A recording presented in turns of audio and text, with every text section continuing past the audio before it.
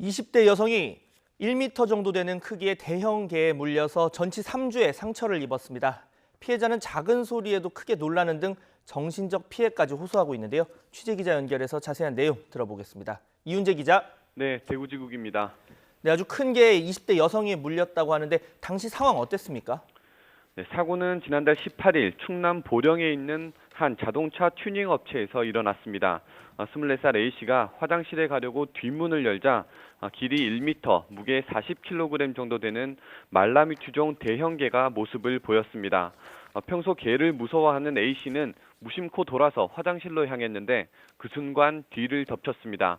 날개뼈가 있는 쪽 등과 목덜미, 머리 뒤쪽 등을 여러 차례 공격당했습니다.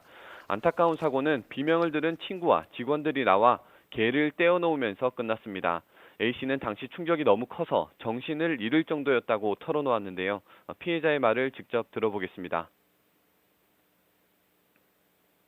딱 물리고 중간중간에 끊겨요. 그러니까 물리고서 이제 친구가 옆에서 잡아떼고 이제 제 비명 소리에 직원분이 나와서 개를 떼는 살아야 된다 이 생각밖에 없어요. 정말 죽을 줄 알고. 자, 피해자가 많이 놀라고 또 많이 다쳤을 것 같은데 지금 치료는 어떻게 받고 있습니까? 네, 상처는 컸습니다. 특히 등과 머리 뒷부분 상처가 심했는데요.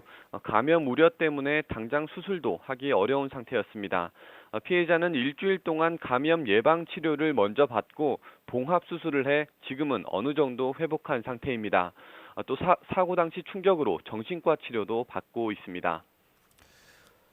자, 그런데 이 대형견 관리가 부실했다고요? 그렇습니다. 개 주인은 몸무게가 40kg 정도 되는 대형 개를 자동차 휠에 묶어둔 상태였습니다. 있으나마나한 목줄이었던 겁니다.